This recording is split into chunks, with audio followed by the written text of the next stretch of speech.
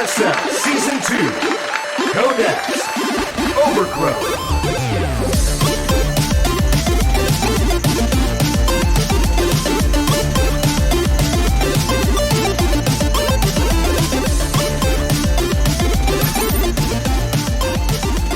Welcome back. It's time for ByuN vs. GuMiho, the match I did not think we would have in the winners match. Literally the opposite of what I thought was going to happen. Yeah, this is wild. You know, ByuN and GuMiho, I'm not sure really what to expect here. Both these guys are great with their engagements and their control. They both have very different approaches to the game overall. ByuN, you know, most emphasis on aggression and just solid control, microing, especially with small groups of units. GuMiho definitely has his own route with techs and build orders. Yeah. But that last game we saw back there from GuMiho really makes me second guess the way I'm looking at, honestly, both of these guys. They played so well today. They did. So exciting. Yeah. It's so nice to have ByuN back in good form. We haven't seen too much TVT lately, though. It just hasn't been a matchup that's popping up. I have definitely heard some musings about how the matchup has changed quite a bit. There's a lot of different strategies that can be used.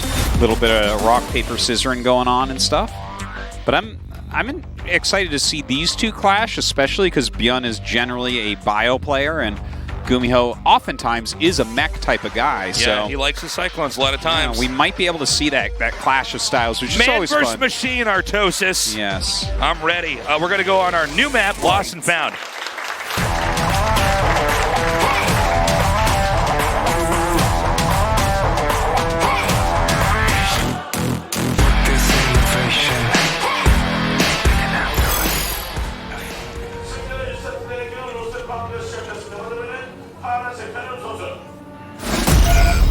ByuN.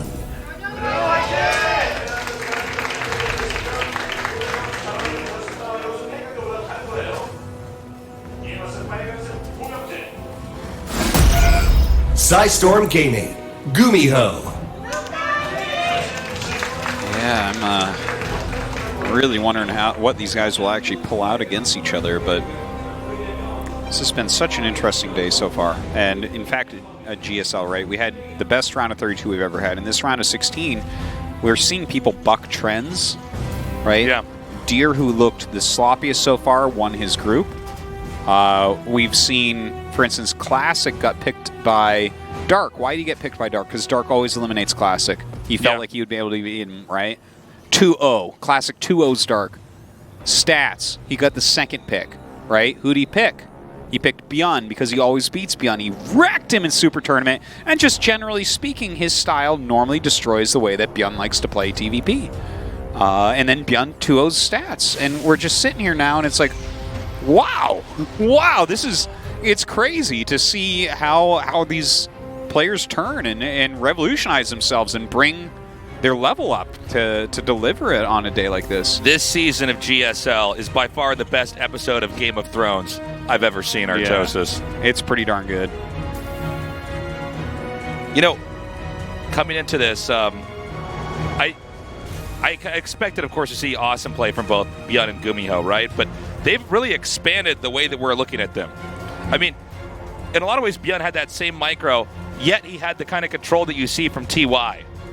And when you look at GuMiho, the fact that he normally opens up, he likes to push, he likes to be aggressive, he likes to drop, and he's got a kind of unusual tech pattern. But the way he handled a crazy all-in situation in a base trade against SOS, we don't see that kind of stuff. I mean, everybody is delivering here. Yeah. And we're seeing a real shift of the guard here with who's coming out as the better player. It's super cool. And what this match here means, being in the winner match, is that we have another Terran moving forward. And that's just, it's like, wow. Awesome. Because it was kind of feeling to me like we were just going to get 2 more Protoss up there. But yeah, it's a bad day for the aliens, Artosis. Who do you actually think takes it between these two? I mean, I don't know if we should predict anything anymore at this rate. Well, I think we've probably fallen into that trap. Originally, I would say GuMiho, but I'm really not sure now. Yeah. Well, ByuN has been on such a man on fire. Well, I was going to say more like more recently he's just not had as good a time, whereas GuMiho has peaked more recently, so that would make Yeah. you feel GuMiho probably. But I don't know. I mean, the way that ByuN played his TVZ and now his TVP, I can see it, tastes. I can feel it, I can taste it. Well, you saw an attempt to try to push in there and do a little bit of damage. Ended up being more of a trade. ByuN now going for a Banshee, comboed in with Cloak. And we're having GuMiho getting his Cyclones. Oh, is he going to do Cyclone Drop, it looks like? Yeah, he's one of the guys who tinkered, I think, the most with Cyclones. He actually pushed this unit heavily into the meta. Yeah, him and TY, I think, were really the main linchpins behind the Cyclone. The Cyclone was originally a fix-it-all unit. You get like one of them in your base, and it kind of stopped all the annoying stuff that players could do to you. And then we started seeing people push with them, and we would say, okay, that makes sense. I mean, it deals damage pretty fast. It's been patched so many times into this one. And now it's like, it's just a thing you might as well get a lot of times, Yeah. There's a lot of utility to it. They definitely have very large damage output. Especially against Cyclones, if you misstep, sometimes the amount of damage that you receive from Cyclones can snowball the game. All right, now that Cloaked Banshee coming across from ByuN. Oh, boy. Might be able to catch it with these Cyclones. Oh, wow. That would be huge, actually. Oh, my God. He had the right idea. He just didn't quite. Oh! Right, here we go. Oh, right before Cloak, too. Man. That's a heartbreaker. That is so brutal. Right before Cloak. Just moments before Cloak. Look at that. He has the timing of that so mapped out. Oof. He was almost a second off from catching that. But that goes to show you just how advanced GuMiho is and how he's looking at this. He moves right out and says, okay, if you have this unit this time, you're going to take this route, and I can therefore shut it down before Cloak gets there. And he would have caught, if a medevac was coming or something like that. Yeah, catches... anything that's airborne at that moment. Okay, so where are these guys going from here? Big medevac drop moving out. ByuN actually attacks in with 2 Cyclones, and it's hilarious that it's doing damage. This should tell him that GuMiho is elsewhere with his army. Okay, well, this is actually a pretty nice equalizer here. Because now he sees it's just 3 Cyclones. So now he really knows it's just got to be a huge drop coming at him. Is he ready, though? Does he have enough? I guess it depends on where these medevacs are going to unload. We see the scan coming here in the main. ByuN immediately reacting, but it looks like GuMiho wants to drop just outside of the scan range. Yeah, and those tanks. Ooh, I really like that. The interference matrix gives him a chance to hold on against this, but those Marines, super strong right now. Okay, targeting down the tank here. Actually going to get this other tank. Wow. Will he end up losing both the medevacs, so the 2 Vikings kind of chasing him down? This Cyclone's now going on the bunker. These guys going ham on each other this game. 9 SCVs falling. Looks like these 3 Cyclones at the front from GuMiho doing some good damage. What? That was kind of odd. Trying to get the targeting to retrace. It looks like he will end up taking out both Vikings. Wow. Oh, it's so sick. He's getting that Cyclone away. These Cyclones, just crazy. Well, I mean, the amount of damage these guys have taken, so we're already way off any normal Terran versus Terran at this point in time. Yeah. This is actually going to be probably one of the trickier, I've got Elmer Fudd voice right now, one of the trickier games for both of these guys to play in now. We've had a lot of passive games before in GSL in general, where, they're very cautious. Maybe we see a Widow Mine drop, it gets a few SCVs or one, and it picks up and leaves. But the amount that's been traded here is crazy. The worker count's quite even, though. Looks like ByuN does have a smaller army. GuMiho's going to try to come in here with a Liberator. GuMiho's trying to keep tempo and keep the attention over here on ByuN's side of the base. Keep in mind that those 2 Vikings earlier on were shot down. The Cyclones got those. So yeah, that is a good point. That actually makes the Liberator so much stronger. Look at this. Oh, my God. Getting right in here. He's going to clean up a ton of Marines. Oh, no. He actually unsieges and runs. Oh, he even gets out. Good play. Yeah, seriously. Look at that. 5 kills already. Oh, poor ByuN. He is just being massacred by this harassment. No way. Okay. Looks like he should get 1 shot off. Nope. Not quite. Another good placement, though. A few more SCVs here. So this Liberator harass has already done, like, almost too much. GuMiho's expanded behind this. Dude, what if GuMiho gets out of this group? That's so weird. In first place, nonetheless. Yeah. Definitely a possibility at this point. Wow. Well, we kind of underestimated him coming in. I mean, he did win his group in the round of 32, right? The one with Scarlet and Patience in it. Yeah. He's playing very well today, and that was a sick comeback against SOS. It felt like he was going to go down 0-2, and then he wins the series. Those are always satisfying. Look at this ByuN Banshee fly by. So many Vikings. Yeah, Sorry, well, this is Banshee. another blow here for ByuN. I don't think he should have bothered with that at all, to be honest. I think the Banshee was never going to do anything, you know? He's just looking for something. Some sort of damage, some sort of harassment, and not really finding any at the moment. Moving out with this army now. Now, ByuN, you know, in TVT, especially if you have infantry, sometimes if you get that stim off, you get the right engage at the right time, you can landslide a fight. And nobody's quite as good at that as ByuN, but I'm wondering, GuMiho should, by all measure, be ready for this. He's scanning. He's seeing that the army has left. He does pick up, and this looks like this drop may unintentionally spot the push. Yeah, he's going to see this now.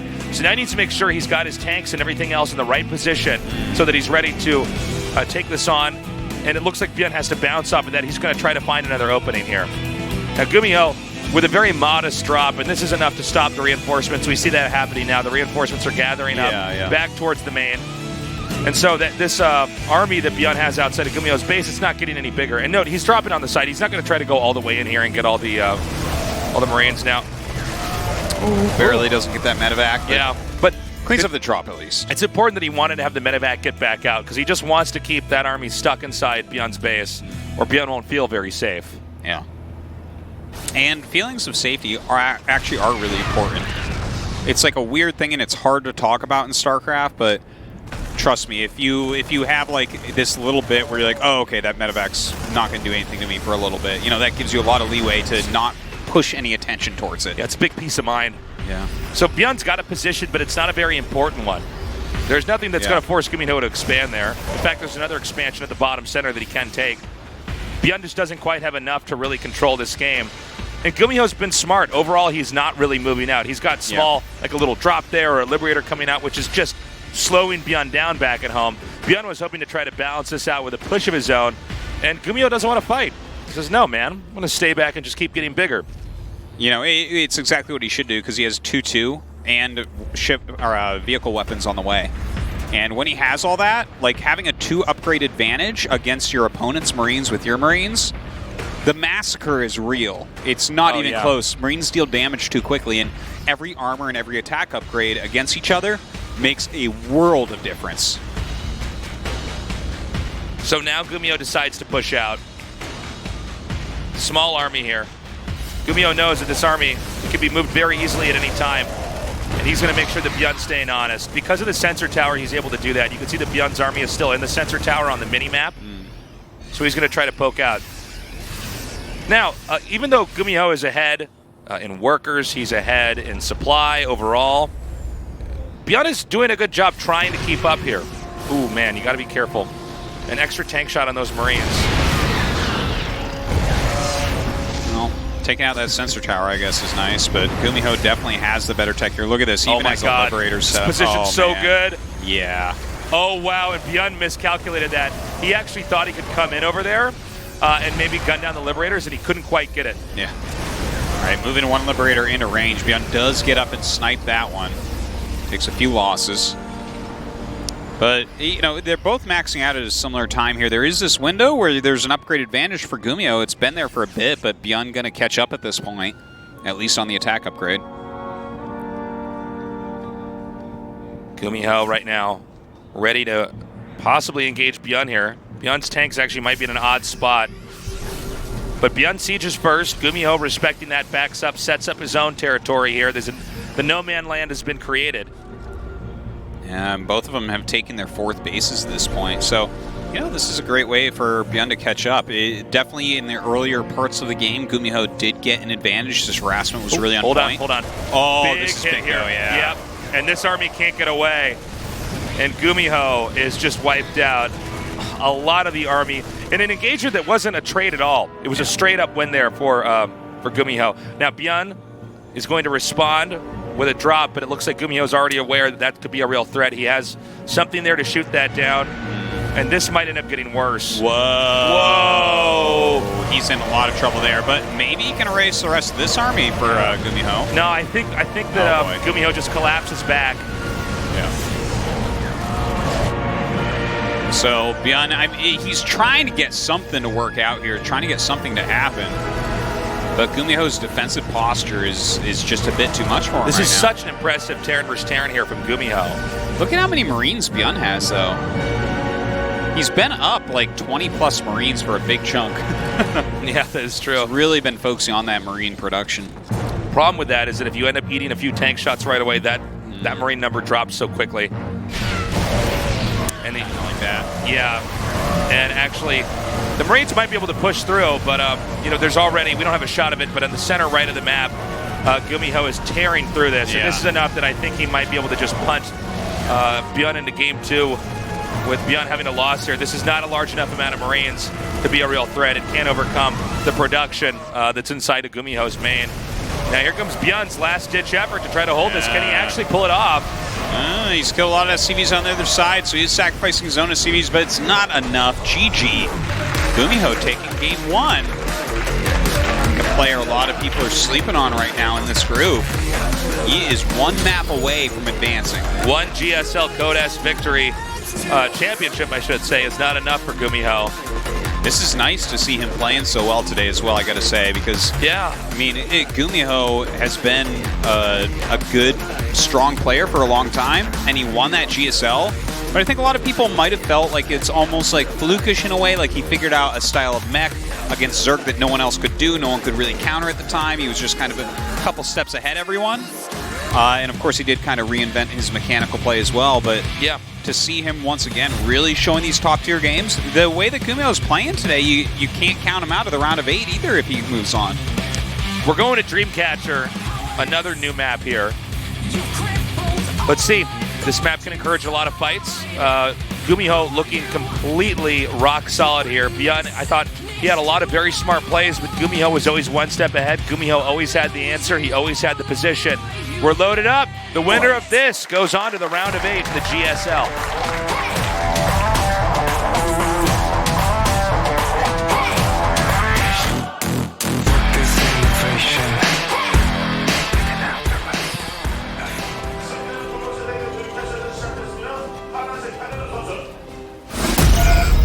ByuN.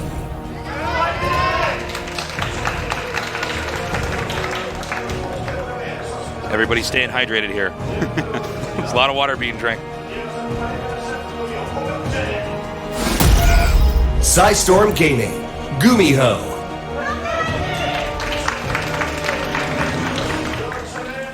Dreamcatcher, definitely a very long map. Got some very interesting rocks throughout the center of it. Hard to attack right through early on. Yeah, you can absolutely reshape this map in a lot of different ways. And Terran versus Terran is probably the most positional matchup.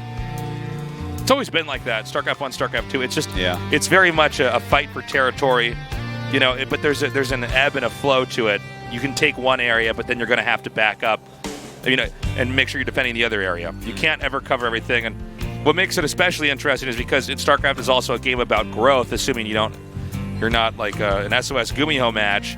You have to keep, as you go out further and further, there's going to be more and more vulnerabilities for you. And that's why, what GuMiho did back there was actually take the initiative so well that ByuN didn't get to make any choices on the map. Yeah. It was you have to answer to GuMiho first. Well, he took all those initiatives, right? Then he fell back into defensive play, a little bit ahead in every way. ByuN kind of caught up, but then was... he got very aggressive. He tried to get those 4 medevacs through. He got a chunk of his army caught up at the top. And from there, it was, pretty straightforward for GuMiho to clean it.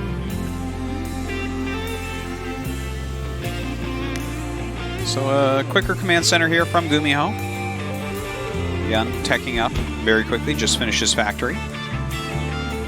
Yeah, and we, of course, have to see what ByuN can actually really do with this.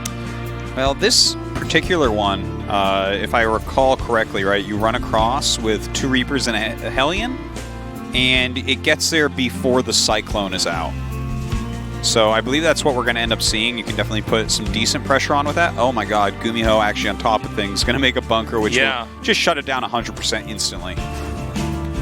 Yeah, this is actually a very cool response here to something, even before it's even happened here. Look at this. It's going to finish right when they get to the ramp. And this little timing is actually kind of old, the one that ByuN is using. Yeah. But definitely something that can work. Well, the thing is, sometimes if you use an old build, it gets discarded in the players' minds. Look at that. Look at that control. Depot. Oh my god. Damn. That depot was awesome too. It stopped an instant jump up into the main base. Like, great defense from GuMiho here. Really fantastic. So ByuN forced to back off. His command center is going to be finishing a little bit later without really doing too much to seize control of the game. Going to try to scout. And it looks like it's barely taken out. But, you know, it did see what it needed to see. That's worth a Reaper right now. You see the timing of the starport. You see where the starport's going, which is the tech lab. Not like that's a huge surprise. Well, you know, it's good usage of the Reaper because that's an auto unit that's great as the game goes on. Yeah. In TVT. Really in any matchup, unless you're ByuN. Well, that's what's funny about ByuN is there was a whole period where he just kept making them early on and winning all these weird games. And you remember when he was just like bouncing Banelings away late game? Yeah. That was so crazy. Yeah. The Reaper actually got nerfed because of ByuN. And I won't let anyone at Blizzard tell me anything otherwise. Straight up nerfed ByuN. You have to imagine Blizzard watching that going, okay, well, we didn't think it was going to be able to do that, but I guess if you're that good at controlling that many Reapers, I guess. Yeah. He was the only one that could do it, too. I guess we won't have late game Terran anymore. If ByuN still keeps playing this game, we're going to have to do something about this. Look at that. Ooh. That's so funny. It bounces, down. Oops. Loses that Hellion. But Cloak going to be finishing up here for ByuN. Look at that. He stops his Banshee. He's not interested in losing it to three Marauding Cyclones. And so with Cloak on the way, we'll see if he can actually get in there. Now remember, in the last game, GuMiho came out and shot down the Banshee right away. And we already see his Cyclones moving into a position. It's going to be much tougher for ByuN to get a lot done here. There's a Raven here as well. Yeah. So makes the Cloak almost not worthwhile.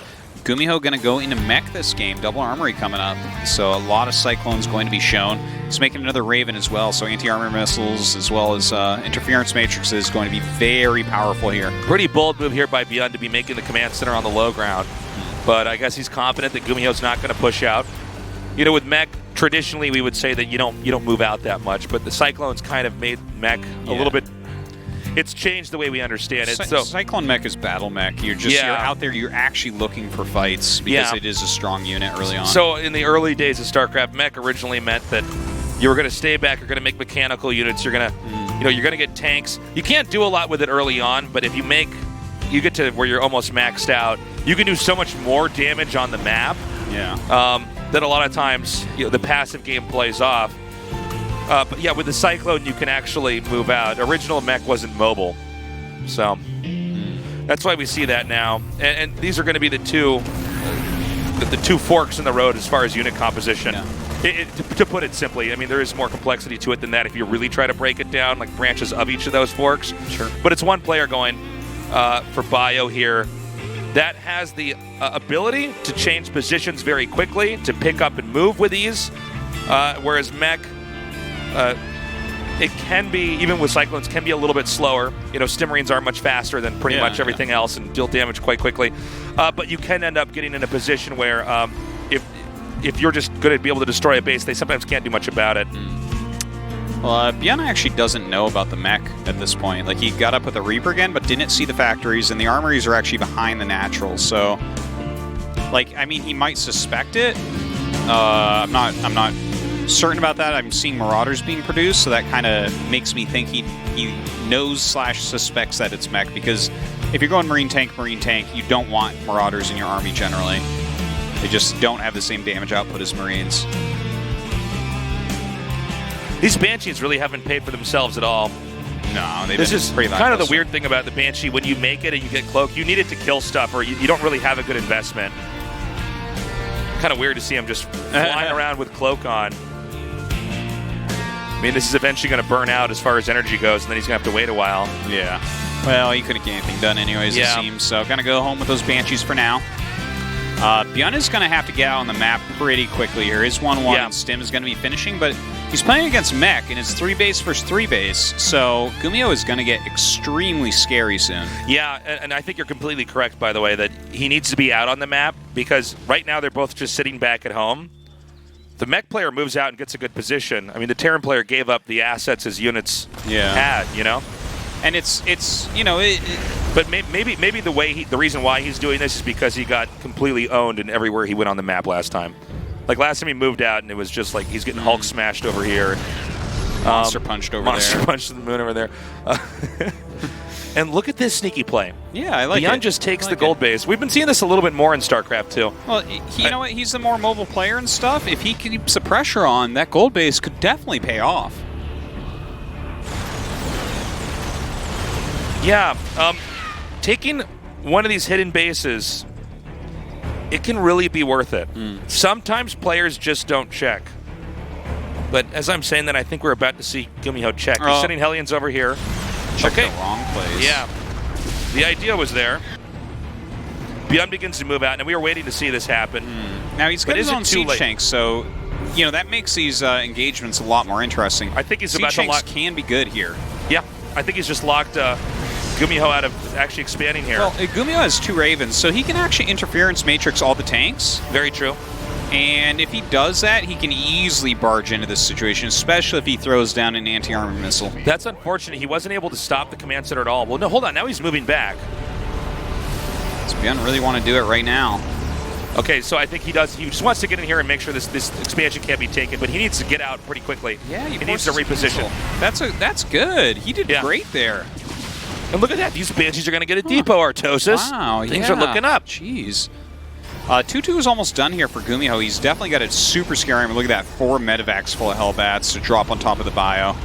Okay, let's see this. Going to push forward with the Vikings. Should be seeing some interference matrices, I think. I feel like with this 2-2 done, you can go and break all this. You know, keeping this army over here does sort of draw attention away from that upper right. Hold on, GuMiho's going to try to... He's going to try to come through now. Now, ByuN's backing up. Uh-oh, he doesn't want to lose that Raven. Oh, man. Whoa, anti-armor missile everywhere. On both sides, really. And GuMiho smashes through that set of tanks. Small amount of ByuN's army escapes over here to the left. GuMiho scans. Decides to actually not go and try to close it out. Instead, he's going to snap attack across to the right side of the map. He says that army's not big enough. With this small group of medevacs, he can unload on them, but he wants to try to get position. Now, ByuN's remade another army. He's going to try to move out.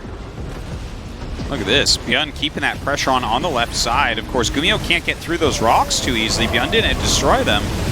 And I think that was a smart play by ByuN. Yeah. He's making GuMiho take the long way around. Now, I don't know about this position here. There it is. Great anti-armor missile, but are there enough units? It looks like there are. Wow. Is GuMiho going to press forward even more? Now, here's a nice drop by ByuN over in the main. And the moment that GuMiho comes to respond to that, he picks up. He's going to look for an opening elsewhere. GuMiho's army, it is thinning out as it moves across the map. It's getting smaller, but in some ways the units are just better. Yeah. And again, with Mech, the goal is that you try to get into the position, and eventually the Terran can't keep running away, can't keep trying to do these little guerrilla tactics over here. Look at that, dropping the Hellbats all over. It just will demolish that little set of bio If GuMiho gets any further in here, I think it's going to be checkmate. Getting close to it. Wow, and he's got a lot more coming down. These Hellions are definitely going to be deadly. Oh, he's actually picking off some of these siege tanks, so that's nice. The Blue Flame Hellions, in the meantime, have definitely killed a lot of SCVs over here. ByuN may be able to fend this off, but with more tanks coming down here now, there's no way that he can even get medevacs with his army. Yeah, that I think is just too much, man. Oh, man. Oh, my God, and he just scanned the gold base up there. The only other thing he had going for him. Yeah, and when this gets attacked, I think ByuN might just GG it. He's just got no economy left. Yeah, he's got like no SCVs. It's natural right now, even. Okay, well, yeah, you got to remember that this is ByuN, and sometimes he does keep. That's true. If he has units, he can keep controlling. He will stay in the game. Indeed. But yeah, I mean, we're getting close to the stake in the heart for ByuN. GuMiho is about to get up to where the production facilities are. there's basically no economy anymore for ByuN. Workers are going down. There's no viable expansions that he has that are mining. Yeah, 50 workers have just recently been killed. Somehow ByuN still has 33 though.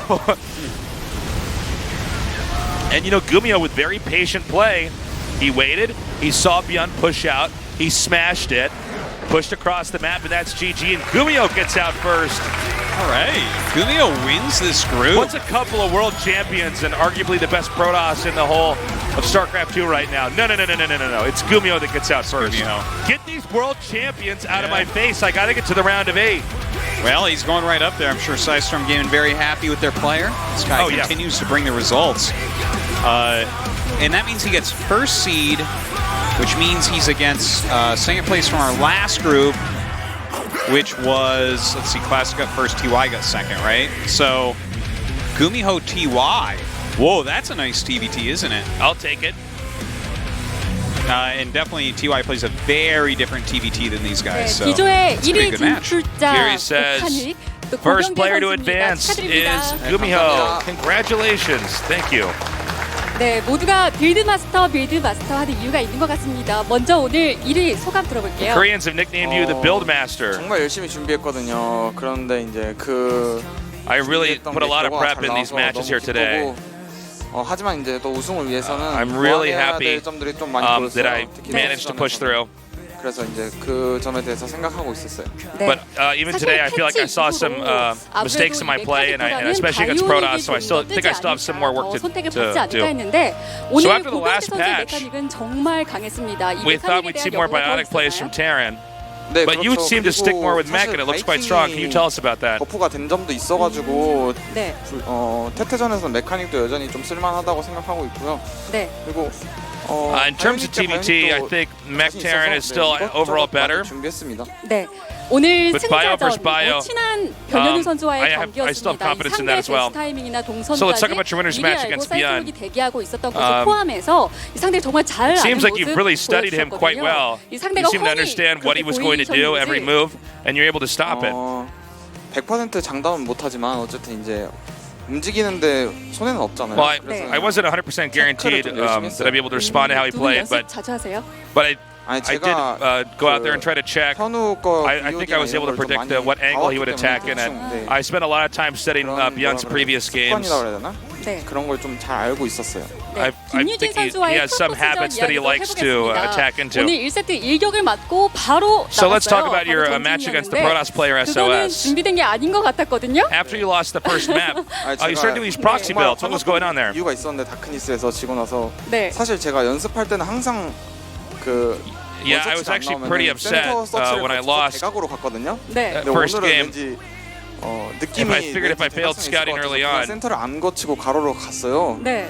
근데 딱 대각에 그 센터에 건물이 있는 거 보고 너무 화나가지고 사실 준비한 게 있었는데 두 번째 세 번째 그냥 올인을 치게 됐어요. 너무 Usually, 화나니까 he 이게 said he scouts at diagonal directions. 손가락 대로 but- 하자 이 생각을 했는데 그게 좀 잘 먹혔던 것 같아요 오히려. 네. 화나서 Basically, I got 전진했다. tilted and said I decided to just go all in. 이스트 마치에서 I felt 상대가 that my hands were going to work better with, 전략이 excuse me, 나올 수 work better with an all 있다는 in. 그런 배제하지 않고 모든 그 고병재 선수의 선택들을 다 서치하고 이렇게 막아내고 이러면서 So 굉장히 it seems like SOS was searching really hard everywhere. 판단 He spotted some parts of your proxy. 건설로까지 다 동원해가지고 나갈 때는 내가 이긴다 But you had really good 얼마나 decision 생각을 making. 하셨어요? And you went for 제가 that base 이제 trade. Can you tell us about that? 되게 그러니까 그 경기도 실수가 많았던 게 베럭스가 원래 본진으로 병영이 본진으로 돌아가고 있었는데 그게 To be honest, I think I made a lot of mistakes on that map as well. 그 게임도 약간 정신이 없었는데 그 와중에도 네. 이제 상대 본진을 계속 확인을 했는데 네. 황혼우회가 It was a really tough 늦더라고요. game to 그래서 manage. There were so many things going on at the same time. 싶어서 시간 주면 이제 발업되고 이러면 못 이기니까 네. All I thought is, 좀 if I give him more time, 정신 없었지만 운도 He's 좀 gonna have 좋았던 게 upgrades, he's 제가 gonna have more 프로브 같은 걸 answers. 빠져나가는 걸 다 끊을 수 so I decided I 있었잖아요. should go for a base trade. 이렇게 바위를 And I felt like I also got a little bit lucky back there, because I spotted his probe. 아니 그 당시에는 Which was running away. 정면 추적자의 후속이 잘리지 않기 위해서 부쉈는데 네. 갑자기 상대가 엘리전을 하더라고요. 그래서 네. 그때부터 이제 도망치는 프로볼 다 잡으려고 집중을 많이 했는데 그걸 다 So 잡았던 all of a 게 sudden, 좀 SOS agreed to do the base trade. 요소였던 So I 것 thought it was most important I killed the workers first, and I think that was what was key 자, to 이렇게 not let him 오늘 get back on 재밌는 his feet. 경기도 보여주시고 이렇게 1위로 Well, they were very entertaining games to watch. 8강에서 만나는 상대가 C조의 2위 So in the 전태양 quarterfinals, 선수 또 태태전이네요. they're going to meet 정말 TY. 다행이라고 It's going to 생각하고 be another 제가 사실 TVT. 2등으로 올라가면 올라가도 지옥이라고 생각은 했거든요. 제가 진짜. Yeah, I'm very excited to be facing another Terran. 레더에서도 많이 졌던 선수라서 네. 그래서 I knew if I had to get out of the group as second place, I would have had to face Classic in the brackets. So 정말 다행인 I wanted to make it out of the group first. It was very important for me to get out. So I'm pleased with I'm pleased with my results. 고병재 선수는 참 이 테란 같은 테란으로서 좋은 빌드를 많이 만들어줘서 참 담비 같은 선수다, 고마운 존재다 이렇게 이야기를 했다고 해요. 네. 전태양 선수에 대한 생각은 어떠세요? 전태양 선수 되게 좀 태태전도 까다롭게 하고 전태양 선수도 빌드 잘 만드시는데 So they're talking about how GuMiho's always created great builds. 좋은 기억도 있고 I'm sorry, I didn't catch the rest. It's helpful to Terran because he builds so many Oh, builds. yeah. 사실 저는 진짜 조성주 선수랑 하면 했지 저는 프로토스랑 오전 선수인데 정말 별로 하고 싶지가 않아요. 네. 진짜 연습하는 게 너무 지옥이어가지고 Honestly, since he'd rather 대회 때는 face 좀 Mario 결과가 잘 than 나오는 face any 경우가 있는데 Protoss. 연습할 때가 I 너무 just hate facing 힘들어가지고 Protoss right now. 네, 그래서 다행이라고 생각하고 있어요. 오늘 My practice against Protoss just isn't good right now. So, anyways, I'm relieved to just keep facing Terrans and try to get deeper into the tournament. 불안해하셨을지 생각이 됩니다. 자, 다시 한번 축하드리겠습니다. 그럼 마지막으로 팬들에게 So once again, 마지막 한마디 congratulations. Before we close, is there anything else you'd like to say? 토스전이 약해서 걱정 많이 하셨을 텐데 열심히 해서 이제 올라갔고 I know a lot of you guys have been worried about my TVP, 4강 but 결승까지 가서 우승할 수 since I'm 있도록 facing other Terrans in the 노력하겠습니다. quarterfinals, 응원 많이 부탁드립니다. 감사합니다. I think it's going to be an easy road to the semifinals. Please keep supporting me. Thank you so much. 네, Sweet. well, good on GuMiho. Yeah. Winning that group, definitely not what I was expecting coming into today. Yeah. But next we have a great PvP.